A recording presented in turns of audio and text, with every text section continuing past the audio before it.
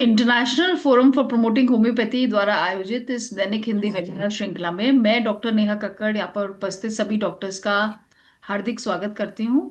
और आज का सेशन स्टार्ट करने से पहले हम अपनी रूटीन साइलेंट प्रेयर करेंगे। तो जैसा कि आप सब जानते हैं, आईएफपीएच निरंतर दैनिक वेबिनार आयोजित करता है। हिंदी में हमारा सेशन 7:30 से 8:30 होता है। 8:30 से 9:30 हमारा इंटरनेशनल इंग्लिश सेशन होता है और 9:30 से 10:30 हमारा लोकल मलयालम सेशन। तो आज की जो हमारी गेस्ट स्पीकर हैं वे हैं डॉक्टर रुचि वाधवा, जो वर्तमान में राज्य राष्ट्रीय होम्योपैथिक मेडिकल कॉलेज एंड अस्पताल लखनऊ में फोरेंसिक मेडिसिन और टॉक्सिकोलॉजी डिपार्टमेंट में प्रोफेसर हैं और एचओडी भी हैं। पिछले 20 वर्षों से वे होम्योपैथी प्रैक्टिस कर रहे हैं और 16 वर्षों से टीचिंग में भी काफी सक्रिय रही हैं। उनने फोरेंसिक मेडिसिन और टॉक्सिकोलॉजी जैसे संवेदनशील एवं दायित्वपूर्ण विषय में अपनी विशेषज्ञता विद्यार्थी को न केवल विधिक चिकित्सीय ज्ञान प्रदान करती है, बल्कि चिकित्सा क्षेत्र में वैज्ञानिक दृष्टिकोण और व्यवहारिक समाज समझ भी विकसित करती है। आज को जो उनका टॉपिक है वो है एग्रो होम्योपैथी। एग्रो होम्योपैथी यानी होम्योपैथी फॉर प्लांट्स, जो हमारे फार्मर्स यूज कर सकते हैं। उस पे आज चर्चा करेंगी, इमर्जिंग फील्ड इन न्यू एज एग्रीकल्चर। तो डॉक्टर रुचि, आप अपना सेशन स्टार्ट कर सकते हैं। जी, thank you so much, ma'am, for the introduction. मैं सोचा ये पूछना स्क्रीन विजिबल है। स्क्रीन विजिबल है मैम आपको? यस, बिल्कुल। ओके जी। ये आगे हो जाएगा तो आगे पीछे। आज का मेरा टॉपिक है agro homeopathy, emerging field new age agriculture. जैसा कि हम सब जानते हैं कि जो हमारी होम्योपैथी है, नो डाउट्स ह्यूमन बींग्स के ऊपर बहुत अच्छा अपना काम कर रही है, लेकिन हम ये भी चाहते हैं कि इसको और आगे लाने के लिए क्या हम सिर्फ ह्यूमन बींग्स के लिए नहीं, जैसे कि आजकल वेटनरी के उपयोग में भी एनिमल्स के ऊपर भी ये बहुत अच्छा अपना काम दिखा रही है। तो यही मंशा है सभी होम्योपैथ्स की भी रहती है कि इसको हम और आगे कैसे लेके जा सके। तो इस फील्ड में आपको विजिबल है मैम प्रेजेंटेशन? हाँ जी, बिल्कुल बिल्कुल बिल्कुल। ओके ओके मैम, तो मैं इंट्रोडक्शन से स्टार्ट करती हूँ। जैसे कि मैंने अभी बताया कि जो एग्रो होम्योपैथी है, बेसिकली जो हमारे प्रिंसिपल्स हैं, जो कि होम्योपैथी के प्रिंसिपल्स हैं, that are basically based on the totality of symptoms. तो सिमिलरली वैसे ही है कि प्लांट्स के ऊपर भी वैसे ही इफेक्ट आता है।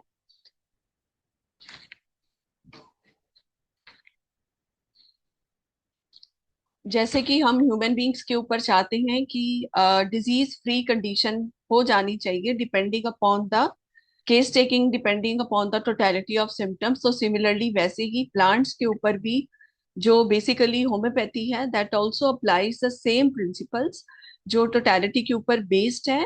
और स्पेशली जो रेमेडीज सिलेक्ट की जाती हैं, जो मेडिसिन सिलेक्ट की जाती हैं, उनको अल्ट्रा डाइल्यूट करके प्लांट्स की वाइटैलिटी को बूस्ट किया जाता है, सॉइल की हेल्थ को देखकर उसकी हेल्थ को मेंटेन करके। और सबसे इम्पोर्टेंट बात ये है कि जो पेस्टिसाइड्स का यूज है वो कम हो जाए। Next slide. जैसे कि मेरा टॉपिक है वो न्यू एज एग्रीकल्चर रोल, यही बताया गया है। न्यू एज का नाम इसीलिए दिया गया है कि हमें जैसे कि हम अपनी होम्योपैथी को एडवांस करने में जोर लगा रहे हैं, तो सिमिलरली हमें प्लांट्स की हेल्थ को देखना भी एक बहुत इम्पोर्टेंट है, क्योंकि अगर हमारे प्लांट्स हेल्दी होंगे तो हम उतना ही हेल्पफुल जो खाना है वो ले पाएंगे। और अगर डाइट हमारी सही रहेगी, जो इनटेक हमारा सही रहेगा, तो जो डिजीज होने के चांसेस होते हैं because of a lot of chemical toxicity जो कि प्लांट्स में आ जाती है, तो वो सब चीजों को हम टॉक्सिक फ्री या केमिकल फ्री करके जो डायरेक्ट या इनडायरेक्ट इफेक्ट है हमारी बॉडी के ऊपर, वो हम कम कर पाएंगे। तो इसी को ही हम न्यू एज फार्मिंग कहते हैं, कि हम जो हमारे फार्मर्स हैं उनको अवेयर करें इस चीज को लेकर कि वो पेस्टिसाइड्स का कम से कम उपयोग करें। और ये तभी पॉसिबल है कि जो हमारे प्लांट्स हैं वो इतने खुद ही काबिल हो जाएं कि वो उन्हें पेस्टिसाइड्स की इतनी जरूरत ना पड़े, और वो एक डिजीज फ्री जो इम्पैक्ट है वो कर पाए। तो सबसे इम्पोर्टेंट है वर्कशॉप्स लगाना या केमिकल डिपेंडेंसी को कम करना। ये जो खोज है हम कह सकते हैं, या जो पायनियर है एग्रो होम्योपैथी के जिन्होंने शुरू किया, उनका नाम है वीडी कविराज, जो कि एक ऑथर भी है बुक के, जिन्होंने बुक लिखी थी homeopathy for farm and garden. After his tremendous work on agrohomeopathy, the subject become a matter of scientific research. इसके बाद से ये जो रिसर्च की तरफ भी इसका मुहार किया गया कि क्या वाकई में अगर ये चीज पॉसिबल है तो हम प्लांट्स की सुरक्षा कर सकते हैं, जिसका डायरेक्ट या इनडायरेक्ट इम्पैक्ट हमारी हेल्थ के ऊपर आएगा, हमें बेटर फूड मिलेगा और हम डिजीज फ्री हो जाएंगे। या बेसिकली हम कह सकते हैं कि एक केमिकल लेस या नॉन टॉक्सिक क्रॉप्स का हम कल्टीवेशन कर पाएंगे, जिससे कि जो प्लांट्स हैं उनकी रेजिस्टेंस पावर बढ़ेगी, डिजीज से लड़ने की, पेस्ट से लड़ने की, और अपने आप को स्ट्रेंथन करने की।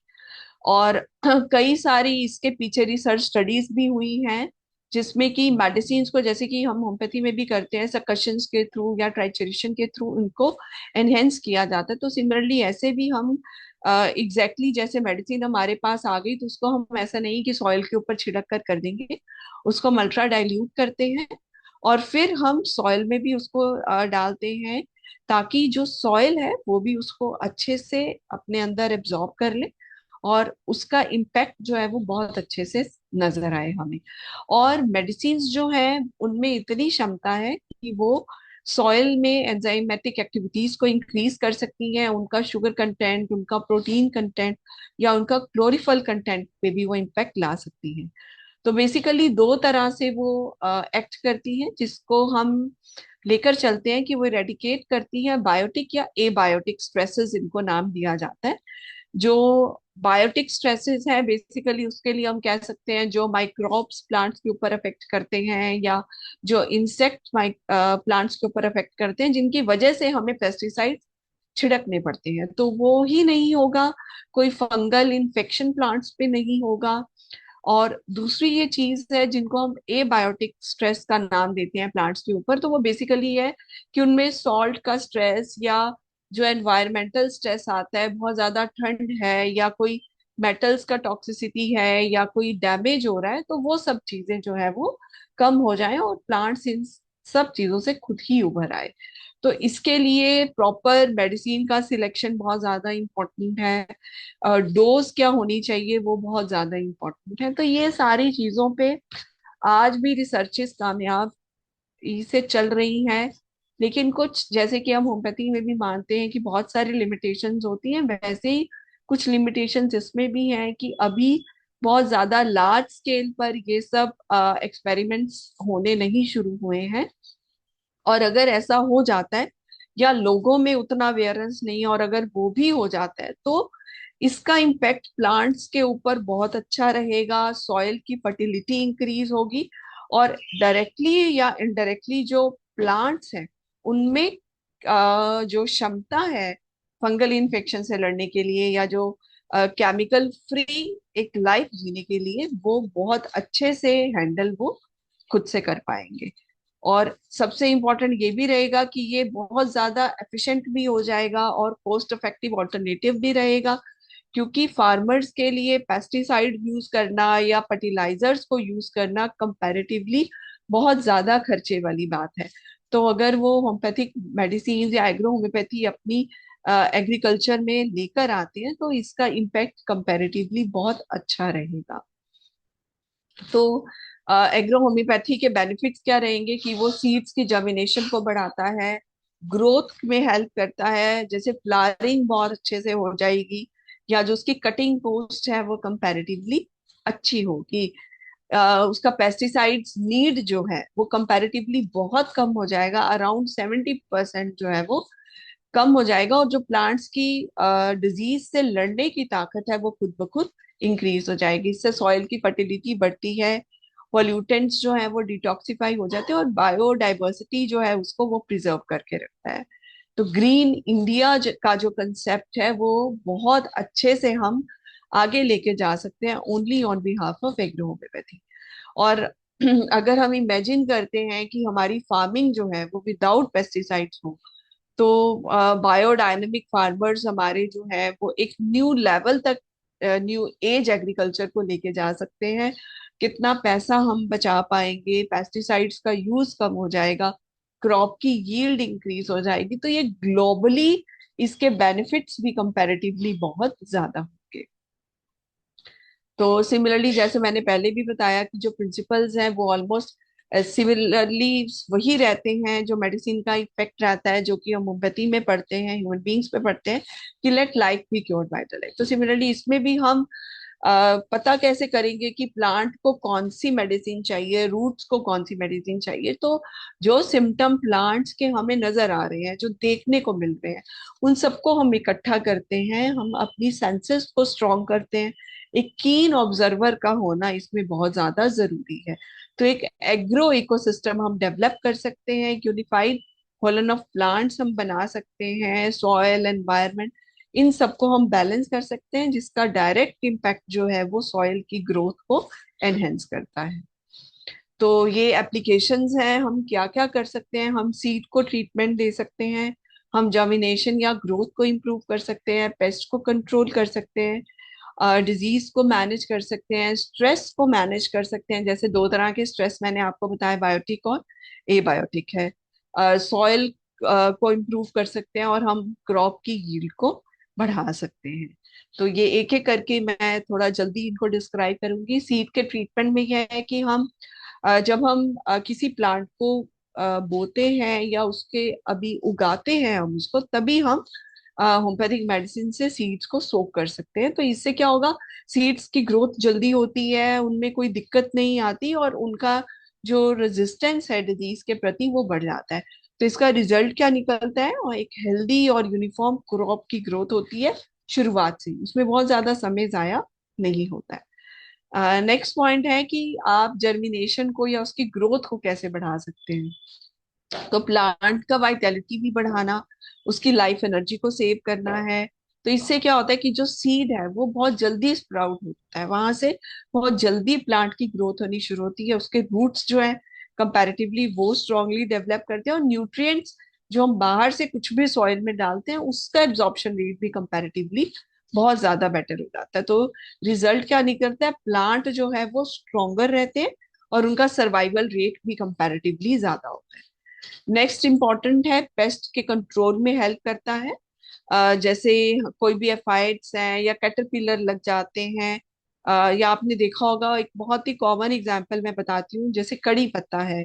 किसी ने आजमाया भी होगा कि जहाँ जिस एरियाज में तितली बहुत ज्यादा है मान लीजिए, तो वो कड़ी पत्ता उनका एक बहुत फेवरेट प्लांट है।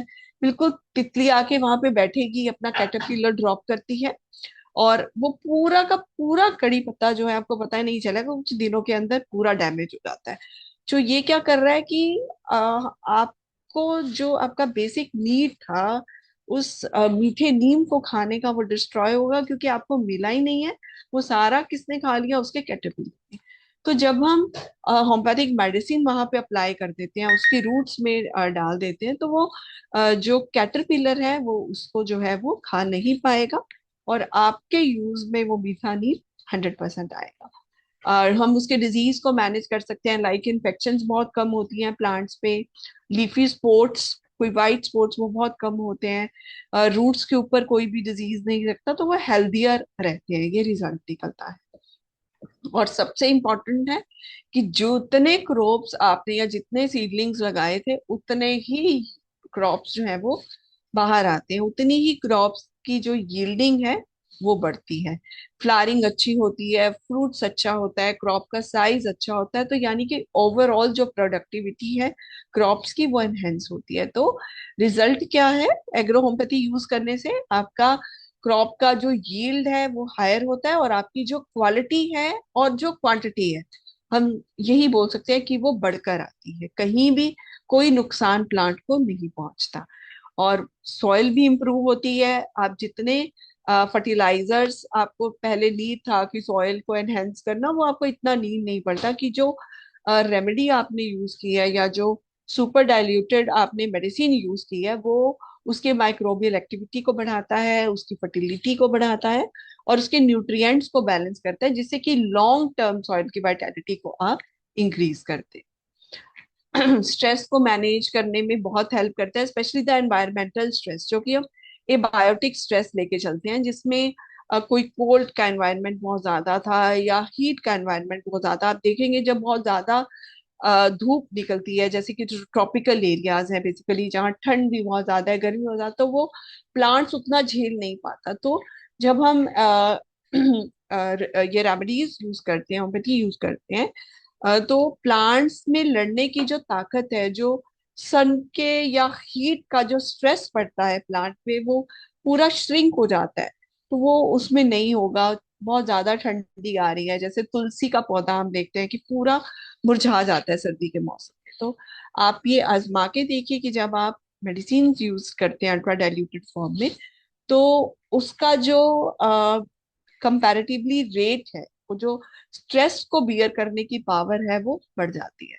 तो प्लांट्स उस स्ट्रेस से जल्दी रिकवर करते हैं, फास्टर रिकवर करते हैं।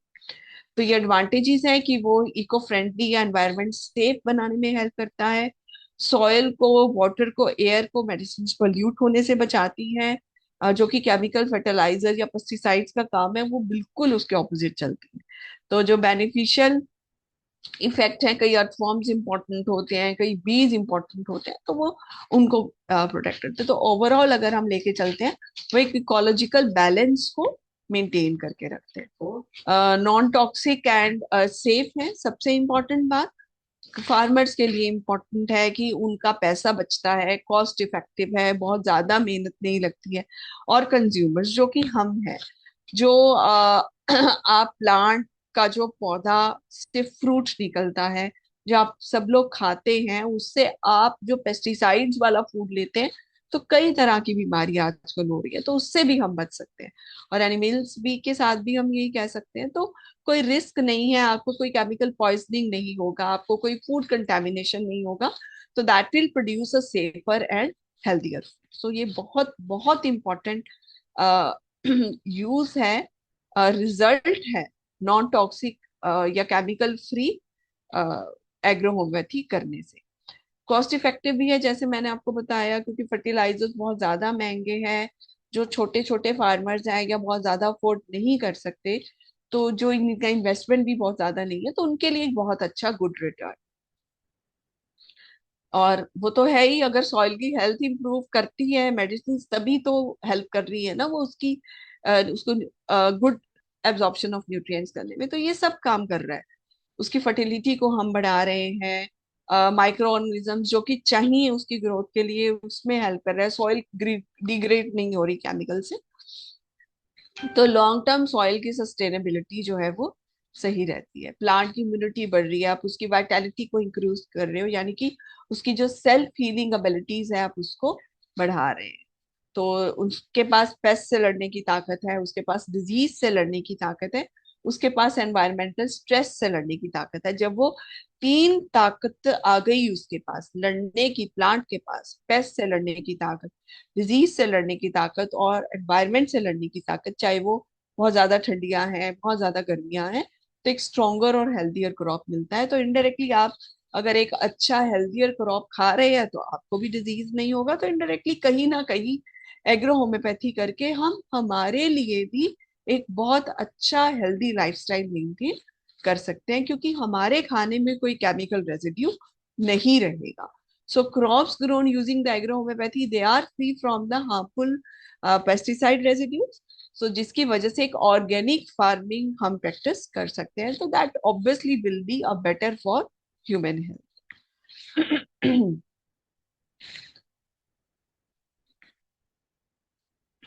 तो ये मैंने आपको ऑलरेडी बता चुकी हूँ कि ऐसा करने से आप क्रॉप की क्वालिटी भी इंक्रीज कर रहे हैं ना, उसका साइज अच्छा होगा, अपने आप अच्छा होगा, आपको इंजेक्शन लगाने की जरूरत नहीं पड़ेगी, एक नेचुरल वे में अच्छा होगा। क्योंकि एक एग्जांपल आपको देती हूँ कि जैसे हमारी होम्योपैथिक मेडिसिन है, एक सीपिया एक बहुत कॉमन होम्योपैथिक मेडिसिन है जो बेसिकली हम फीमेल्स के हॉर्मोन्स को बैलेंस करने के लिए देते हैं। तो ज्यादातर क्या होता है, जो मेंस्ट्रुअल इम्बैलेंसेस होते हैं वहां काम करती है, तो हम कहते हैं कि हार्मोन सही हो गए इस वजह। तो अगर हम प्लांट्स के एंजाइम्स को सही कर दें सीपिया से टोटलिटी ऑफ सिम्टम्स के ऊपर, बेसिकली तो क्या होगा, आपको बाहर से कोई हार्मोन नहीं देने पे, आपको बाहर से कुछ नहीं देना पड़ा, तो इंटरनली वो जो सुपर डाइल्यूटेड आपने बिल्कुल कुछ नैनो पार्टिकल्स ही मेडिसिन के दिए थे, तो उसकी वजह से कोई बाहर से बहुत ज्यादा कॉस्टली इंजेक्शन नहीं दिया, कोई बहुत ज्यादा कॉस्टली केमिकल नहीं दिया, वो अपने आप ही फ्रूट एक अच्छा साइज में, एक अच्छे कलर में और अच्छे टेस्ट में वो प्रोड्यूस होगा, एक हेल्दियर बेटर क्रॉप होगा, जो जब आप कंज्यूम करेंगे तो आपको खुद फील होगा कि आपने कुछ बहुत ज्यादा ऑर्गेनिक खाया है, जिसका इम्पेक्ट आपकी हेल्थ के ऊपर जब आएगा तो आप अपने आप से समझ आएंगे कि एक प्रॉफिटेबल चीज खरीदी है आपने। तो ये कुछ होम्योपैथिक मेडिसिन हैं जो कि हम यूज करते हैं depending upon the totality, like arnica है, कैलेंडुला ऑफिशिनालिस है, साइलीशिया, thuja, sulphur, nux vomica, Calcarea का, बारसैनिक, बहुत सारी मेडिसिन है ये। मैंने कुछ थोड़ी सी ली है एग्जांपल देने के लिए।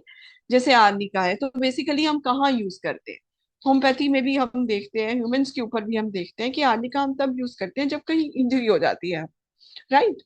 तो प्लांट्स के ऊपर भी हम कह सकते हैं कि उसको जब एकदम से कहीं से कोई डैमेज हो जाए, जैसे बहुत तेज आंधी आई, बहुत तेज तूफान आया, प्लांट गिर गया, आधा टूट गया, या आपने एक छोटा सा भी सीडलिंग हुआ था दूसरे गमले से उसको कहीं शिफ्ट कर दिया किसी नई जगह पे, तो प्लांट को एक शौक लगता है कि मेरी जहां पे मुझे उगना चाहिए था, जहां पे मैंने उगना शुरू किया था, वहां से निकाल कर मेरी जगह को बदल दिया गया, तो एक शॉक की कंडीशन आती है, इसको बोलते हैं ट्रांसप्लांटेशन।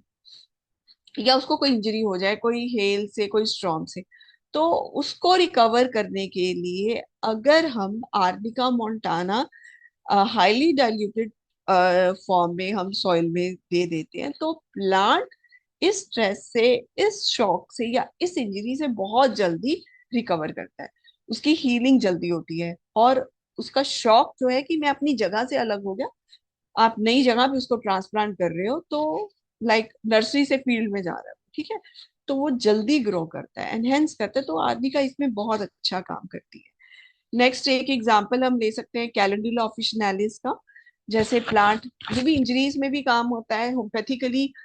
जो हम मेडिसिन कैलेंडुला देते हैं, कहीं कट लग जाता है, कहीं वूंड हो जाता है, तो वहां पे कैलेंडुला बहुत अच्छा काम करती है healing। तो सिमिलर प्लांट में भी कोई इंजरी होगी, कहीं पे आपने कहीं गलती से कोई तीखी चीज लग गई, कहीं कट लग गया, तो आप अगर उसमें कैलेंडुला अल्ट्रा डाइल्यूटेड फॉर्म में देते हैं तो वो रैपिड हील करने में हेल्प होती है, तो बहुत ज्यादा समय नहीं लगता, क्योंकि जितना ज्यादा समय आप किसी इंजर्ड पार्ट को ओपन रखते हो तो वहां पे इन्फेक्शन होने का डर भी उतना रहता है, जैसे कि हमारी बॉडी है, कहीं कट लग जाता है या कुछ हो जाता है, तो हम कहते हैं कि उसको आप बंद करके रखो ताकि बाहर से मिट्टी ना आए। इससे क्या होगा, इन्फेक्शन होने का चांस बढ़ जाता है।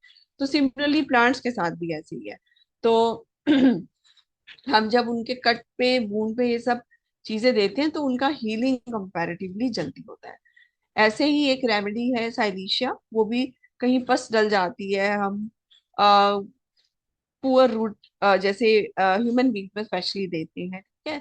तो सिमिलरली ऐसे भी यहाँ पे देते हैं जहाँ पे बॉडी बहुत जो प्लांट्स हैं वो उनका स्टेम जो है वो कंपेरेटिव बहुत ज्यादा वीक हो, या रूट्स प्रॉपर्ली डेवलप ना हो, या डिजीज से लड़ने की ताकत नहीं है, तो साइलीशिया देने से प्लांट का स्ट्रक्चर स्ट्रेंथन होता है, उसके रूट की ग्रोथ है तो वो बहुत ज्यादा इंप्रूव होती है, तो प्लांट कंपैरेटिवली स्ट्रॉन्गर और हेल्दियर डेवलप होता है। नेक्स्ट एग्जांपल सल्फर हम यूज करते हैं। सल्फर बेसिकली हम लेते हैं कि स्किन की कई सारी फंगल इन्फेक्शन हैं, जहाँ इचिंग हो रही होती है या बर्निंग हो रही होती है, वहां सल्फर बहुत अच्छा काम करती है। तो वैसे ही यहाँ पे भी हम ये है कि अगर कोई फंगल कोई ग्रोथ हो गई है प्लांट के ऊपर, कोई डिजीज हो गया, जैसे लीव्स के ऊपर कोई वाइट वाइट से दाग हमें दिख रहे हैं, धब्बे दिख रहे हैं, तो इससे क्या होगा कि वो ग्रो नहीं कर पा रहा, तो जहां पे ऐसा कुछ हो जाता है तो वहां पे आप सल्फर हाईली डाइल्यूटेड फॉर्म में दीजिए, तो इसका बहुत अच्छा इम्पैक्ट आता है। वो सॉइल की वाइटैलिटी को इंक्रीज करता है, उसके न्यूट्रिएंट्स की अवेलेबिलिटी को इंक्रीज करता है, और फंगल इन्फेक्शन को बहुत अच्छे तरीके से कंट्रोल करता है। तो सल्फर ऐसी जगह पे जहाँ पे स्पेशली फंगल डिजीजेस हो बहुत अच्छा काम करती है। अब बात करते हैं हम पूजा ऑक्सीडेंटैलिस की। ये एक बहुत अच्छी जिसको हम king of anti psychotic remedies का भी नाम दे देते हैं होम्योपैथी में, कि कहीं पे कोई बॉडी में एक्स्ट्रा ग्रोथ हो रही होती है तो वहां हम बेसिकली ज्यादातर देते हैं, तो बहुत अच्छा काम करती है।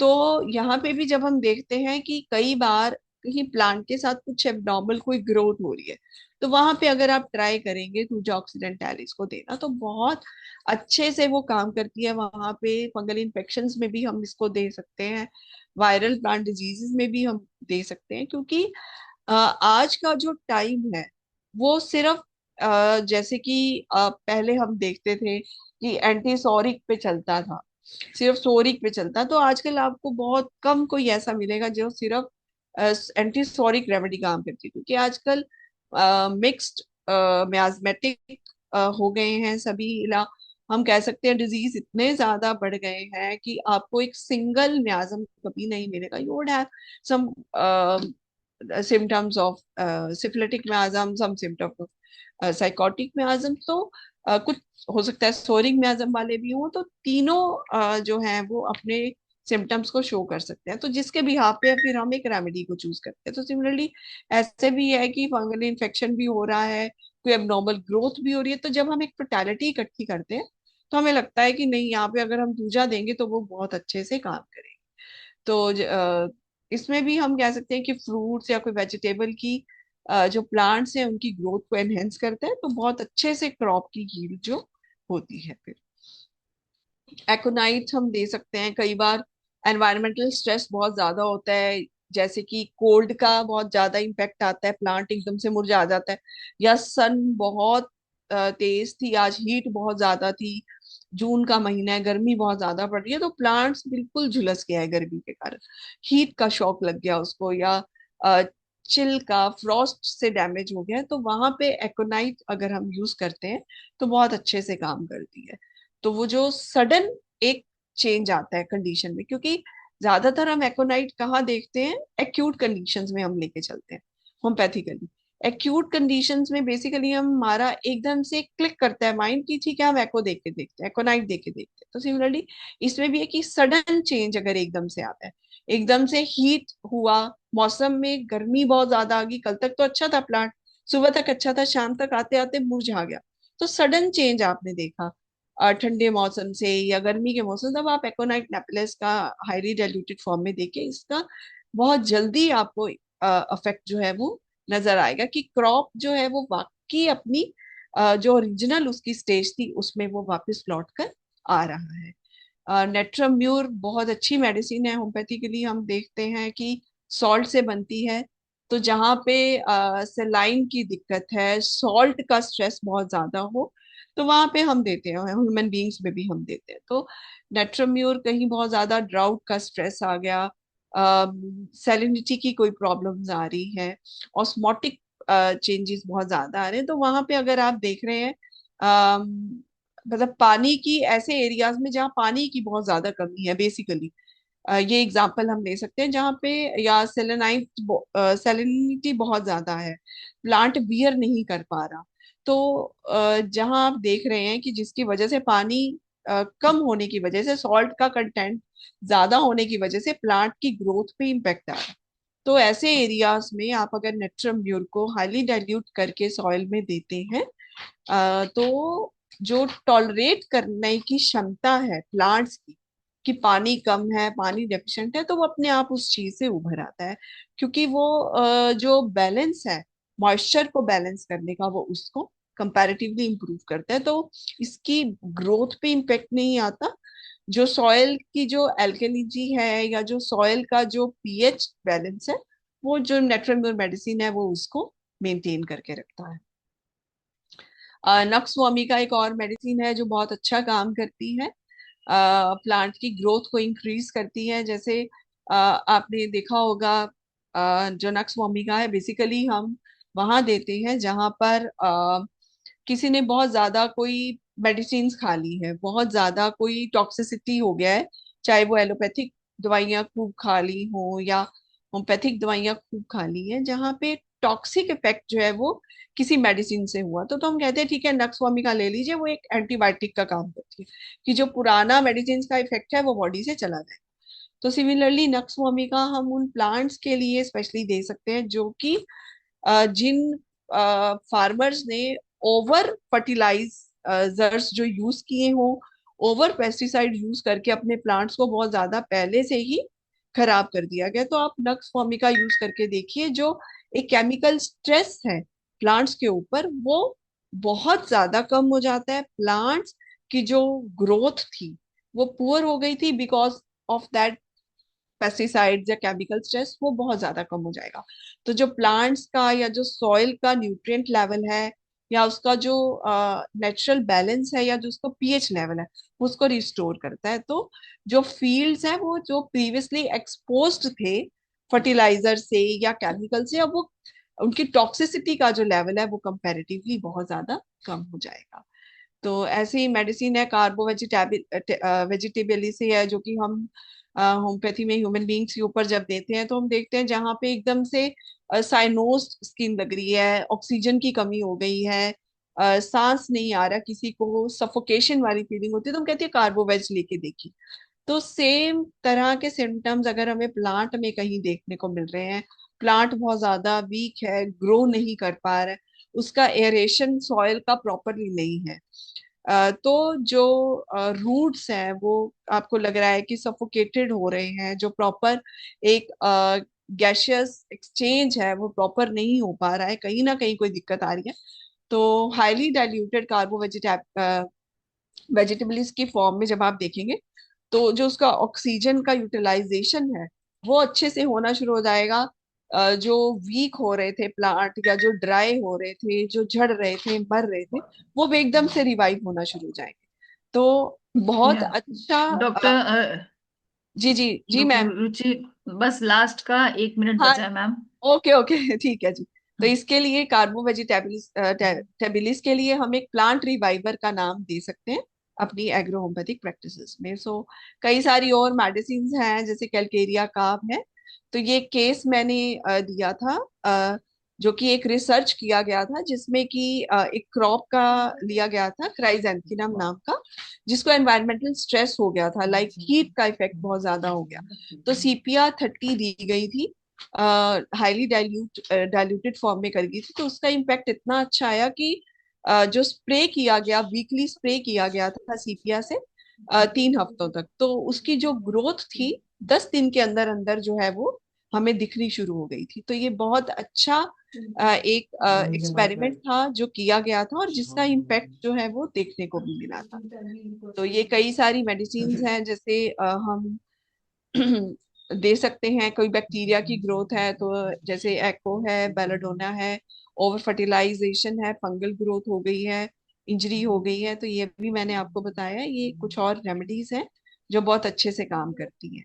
और स्टार्टिंग में भी मैंने आपको बताया था कि जैसे होम्योपैथी में भी हमारे कई सारे लिमिटेशंस हैं, तो यहाँ पर भी कई लिमिटेशंस हैं कि अभी भी हमें लार्ज स्केल पर एक्सपेरिमेंट्स करने की जरूरत है। अगर हम बीइंग अ होम्योपैथ कई सारे अवेयरनेस प्रोग्राम्स लगाएं, फार्मर्स की हेल्प करें कि वो इस पैथी की तरफ थोड़ा सा रुझान करें, केमिकल्स कम यूज करें, फर्टिलाइजर्स कम यूज करें, प्लांट्स को इंजेक्शंस कम लगाएं, तो एक हेल्दी जो क्रॉप है वो डेवलप हम कर सकते हैं, और जिसका हेल्दी खाना हम खा सकते हैं तो इनडायरेक्टली हम भी जो है वो डिजीज फ्री लाइफ ले सकते हैं, और जितना डिजीज फ्री लाइफ हमारे लिए होगा तो उतना ही जो है वो हमारी हेल्थ के लिए बहुत अच्छा हो जाएगा। तो इसके लिए हमारे को अवेयरनेस कैंपेन्स अगर हम लगा सके तो हर एक होम्योपैथ की ड्यूटी बनती है कि इस फील्ड में भी हम थोड़ा सा काम करें, कोई रिसर्चेस करें। हमारे सबके घरों में प्लांट्स होते हैं, अगर हम कोशिश करेंगे तो एक केमिकल फ्री या टॉक्सिक फ्री प्लांट्स जो है वो हम, या एक ऑर्गेनिक फार्मिंग जो है वो हम प्रोड्यूस कर सकते हैं, एक इको फ्रेंडली पोटेंशियल हम ला सकते हैं। Thank you so much ma'am. Yes. तो थे- हाँ, थैंक यू डॉक्टर रुचिका। आज के सेशन के लिए हमारा टाइम थोड़ा कॉम्प्रोमाइज हो गया आज, क्योंकि नेटवर्क हाँ जी प्रॉब्लम जी थी। जी। लेकिन काफी अच्छा सेशन आपने बताया मैम। थैंक यू तो सो इसी के मच। साथ हमारा हिंदी सेशन आज ओवर हो गया है। आगे भी ऐसे ही सेशन हम करेंगे और नया सेशन डॉक्टर रुचि दें, यही आशा रखते हैं। जी तो thank you so Hindi much. Session over हो गया, इंग्लिश सेशन के लिए मैं हैंड ओवर करती हूँ डॉक्टर मनोज